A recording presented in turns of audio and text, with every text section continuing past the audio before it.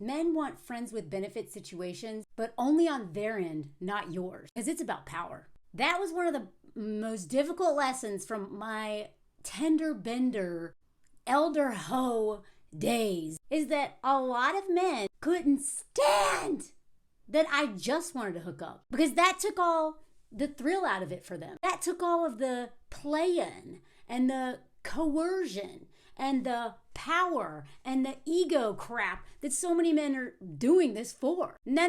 They do not want women like me who are like, yeah, let's hook up and never talk again.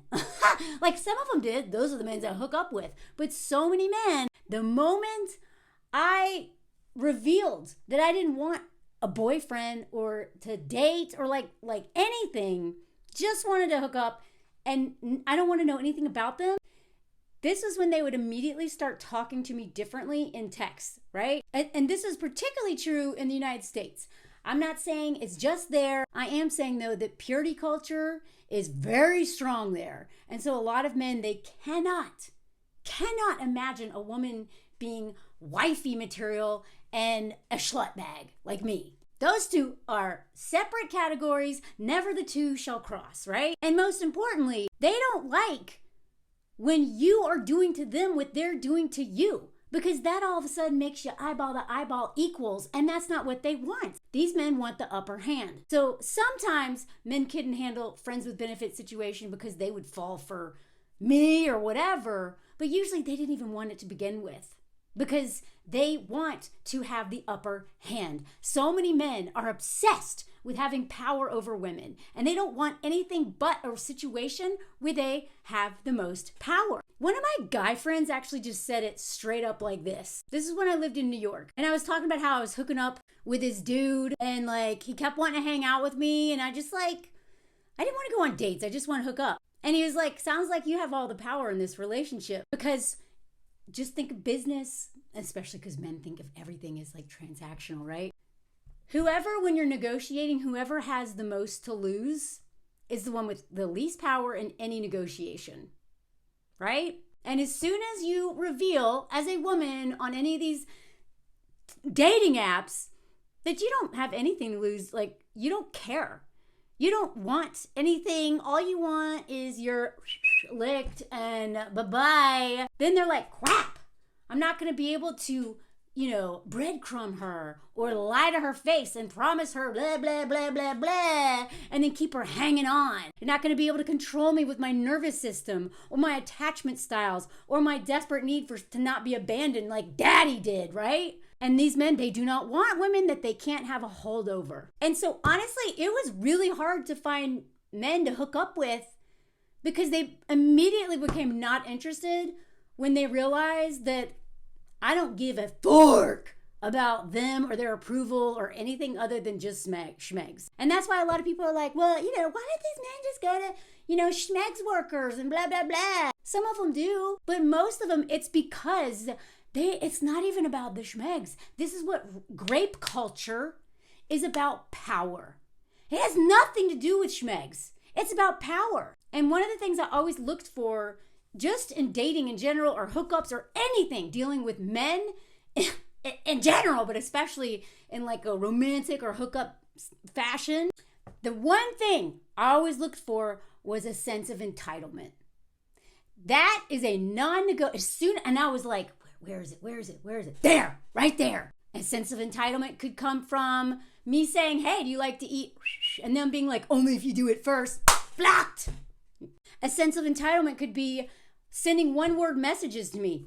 You're blocked, right? Lazy men are entitled men. You don't think you have to work for this, buddy? You think hey, DTF, which if you know what that means, it's down to fork. I had to literally Google it because I was like, what is this? A man asking you to meet him in his neighborhood? You're blocked. Entitlement. You want it? You come and get it, buddy. We're either meeting halfway, which is still me doing too much, or I'm meeting somewhere that's convenient to me, because if I'm spending gas money, wear and tear on my vehicle, time, stress of driving to just show up at your place, and you've literally done nothing, haven't even taken me on a date, none of that stuff, which a lot of times I didn't want to go on a date because I don't want to eat with them. I don't want to spend time with them. I just wanted to get laid, right? But whether it was like boyfriend material guys that I might want to go on a date with, or dudes I literally just want to hook up with, entitlement, that is what the number one thing I look for, because that is the foundation